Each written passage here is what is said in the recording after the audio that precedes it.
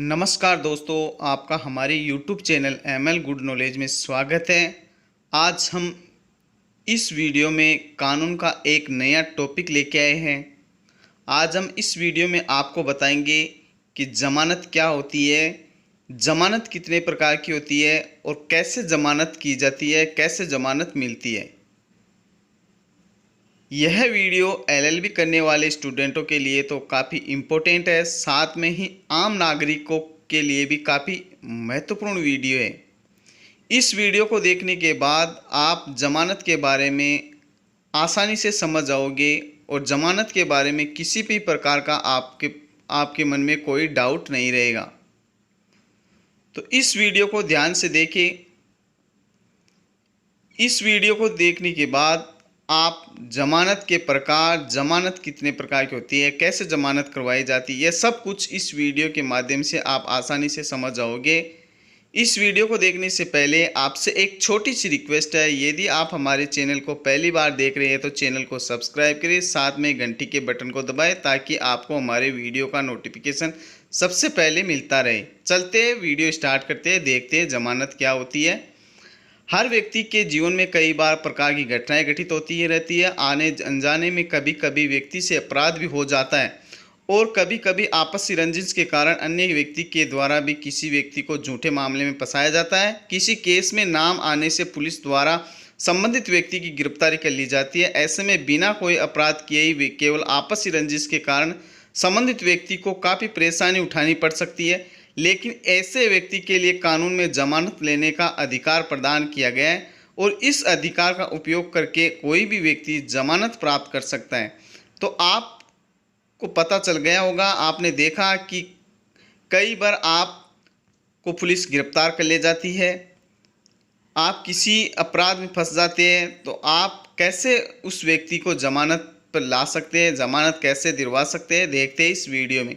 जमानत क्या होती है, सबसे पहले समझते हैं। जब कोई व्यक्ति किसी अपराध के कारण पुलिस द्वारा कारागार में बंद किया जाता है और ऐसे व्यक्ति को कारागार से छुड़ाने के लिए न्यायालय में जो संपत्ति जमा की जाती है या फिर देने की शपथ ली जाती है, तो उसे जमानत कहते हैं। न्यायालय में जमानत जमा करने पर न्यायालय उस बात से निश्चित हो जाता है कि आरोपी व्यक्ति सुनवाई के लिए अवश्य आएगा और यदि आरोपी उस व्यक्ति सुनवाई के लिए नहीं आता है तो बेल के रूप में जमानत की गई संपत्ति जब्त कर ली जाएगी। लेकिन ऐसा नहीं है कि आप किसी भी अपराध में जमानत तक प्राप्त नहीं कर सकते। तो आपने देखा होगा कि जमानत क्या होती है। जमानत होती है जिसमें संपत्ति या किसी डॉक्यूमेंट्स को जमा कराया जाता है। अगर कोई व्यक्ति जमानत पर छुड़ाया जाता है और वह जमानत पर नहीं जाता है तो उसकी संपत्ति से राशि वसूल कर ली जाती है। तो ये सब चीज़ें जमानत में ही आती है।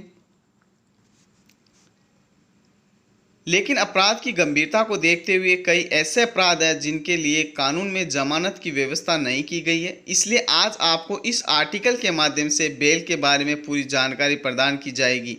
इस आर्टिकल के माध्यम से आप जानेंगे कि जमानत क्या है, किसी व्यक्ति की जमानत कैसे ले सकते हैं, बेल लेने पर क्या रिस्क है, आदि सब कुछ इस वीडियो के माध्यम से आप आसानी से समझ सकोगे। तो देखते हैं जमानत क्या होती है, कितने प्रकार की होती है। भारतीय संविधान में अपराध की गंभीरता को देखते हुए कई अपराधों में बेल प्रदान नहीं की जाती है और साथ ही जमानत पर रिहा होने पर भी कई प्रकार के प्रतिबंध होते हैं। जैसे कि आप बेल पर रिहा होने पर विदेश नहीं जा सकते और बिना बताए कोई यात्रा नहीं कर सकते। साथ ही न्यायालय या पुलिस के समक्ष जब भी आवश्यकता हो उपस्थित होना पड़ता है। तो बेल के संबंध में भारतीय संविधान में भी प्रावधान किया गया है। बेल में कुछ पाबंदी की जाती है जिसमें विदेश नहीं जा सकते, बिना बताए कोई यात्रा नहीं कर सकते, आदि सब कुछ बेल में जमानत में नोट की जाती है। दोस्तों, अभी तक आपने हमारे चैनल को सब्सक्राइब नहीं किया है तो सब्सक्राइब ज़रूर करें, साथ में घंटी के बटन को दबाएं ताकि ऐसे वीडियो का नोटिफिकेशन सबसे पहले आपको मिलता रहे।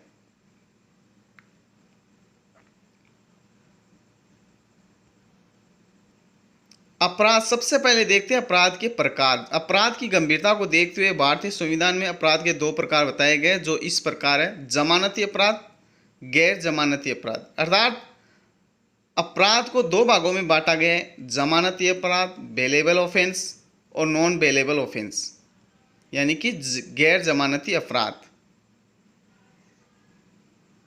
तो जमानती अपराध कौन से होते हैं और गैर जमानती अपराध कौन से होते हैं, देखते हैं।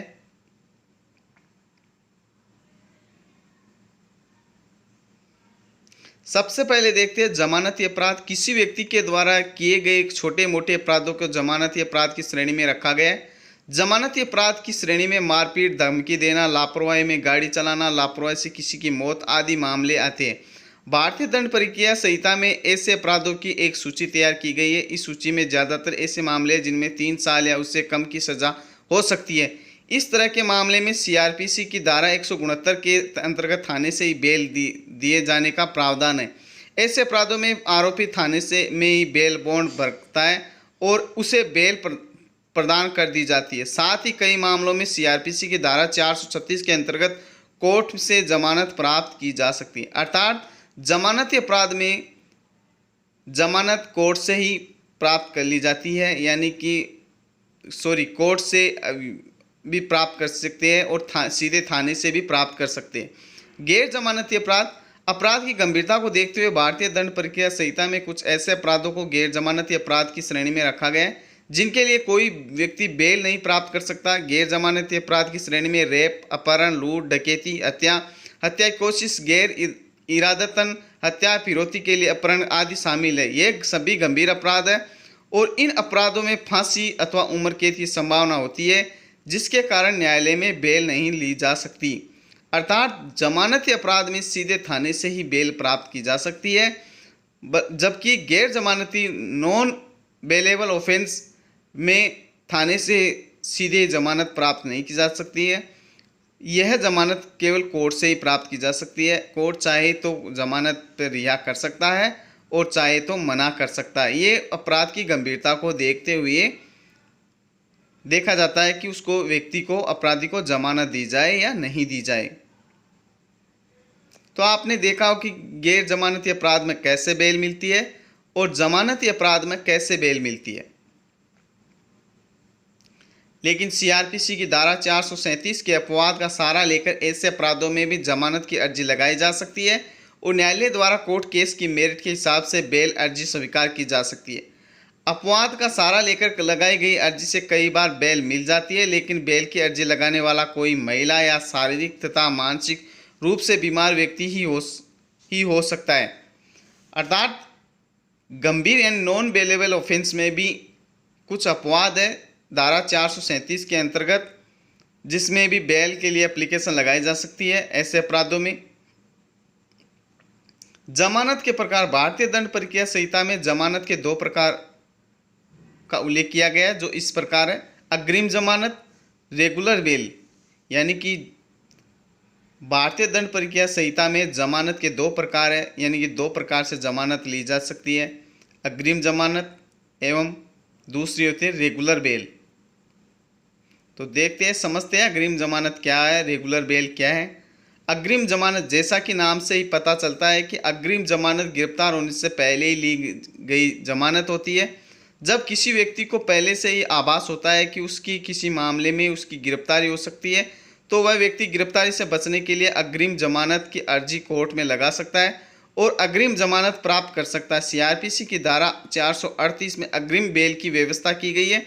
अग्रिम जमानत मिलने पर आरोपी व्यक्ति को संबंधित मामले में गिरफ्तार नहीं किया जा सकता। तो आपको पता चल गया होगा अग्रिम जमानत क्या होती है। अग्रिम जमानत में अगर किसी व्यक्ति को किसी अपराध में गिरफ्तार करने का आभास होता है तो वह कोर्ट से अग्रिम जमानत की अर्जी दायर कर सकता है कि वह उसे उस मामले में गिरफ्तार नहीं किया जाए।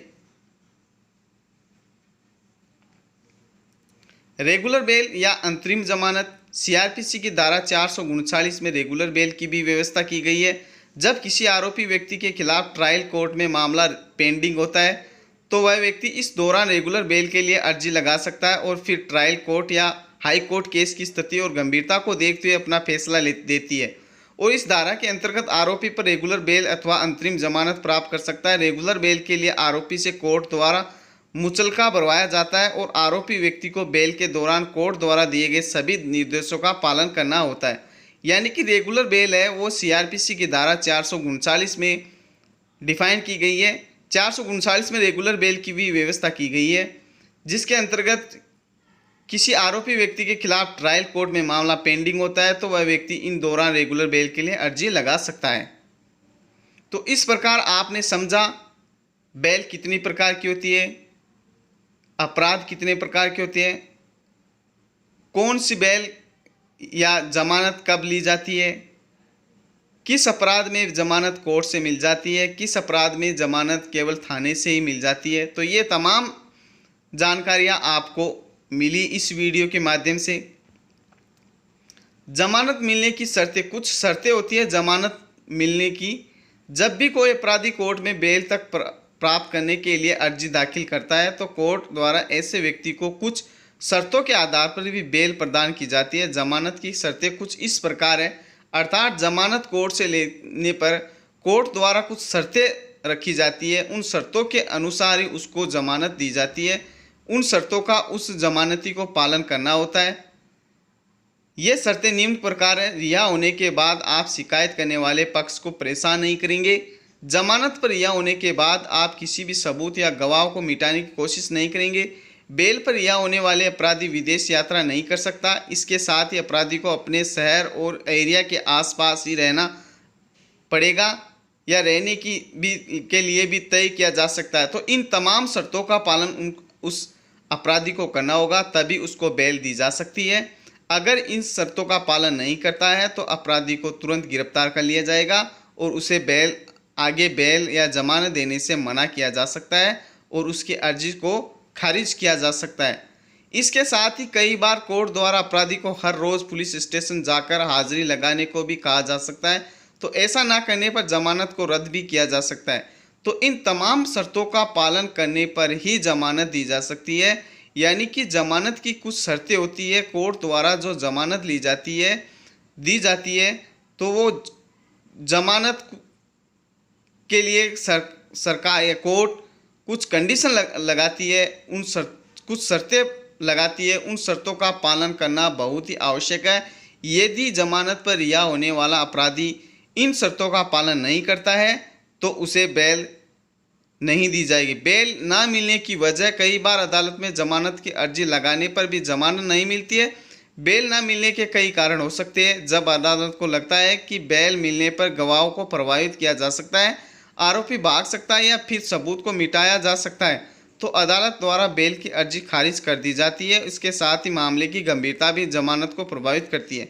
साथ ही यदि कोई व्यक्ति आदतन अपराधी है तो ऐसे व्यक्ति को भी जमानत प्रदान नहीं की जा सकती है। तो बेल, इन कंडीशनों में बेल नहीं दी जा सकती। यदि जमानत की अर्जी इन कंडीशनों में खारिज की जा सकती है कि यदि बेल देने पर व्यक्ति अपराधी सबूत मिटाने का प्रयास करेगा या विदेश भाग जाएगा या कोई व्यक्ति अपराधी है या गैर जमानती अपराध है, तो ऐसे मामलों में बेल नहीं दी जा सकती। जमानत न मिलने की वजह, पहला है जमानत मिलने पर गवाहों को प्रभावित किया जा सकता है, दूसरा आरोपी भाग सकता है, तीसरा वह सबूत को मिटाया जा सकता है। यदि कोई व्यक्ति आदतन अपराधी है या गैर जमानती अपराध हो तो ऐसी स्थिति में व्यक्ति को जमानत नहीं दी जा सकती। तो कोर्ट द्वारा जमानत तभी दी जा सकती है, और यदि कोर्ट द्वारा जमानत दी जाती है तो कुछ शर्तों के साथ दी जाती है, और ऐसी जमानत अपराध की गंभीरता को देखते हुए दी जाती है। तो दोस्तों, हमें उम्मीद है कि आपको ये वीडियो अच्छा लगा है।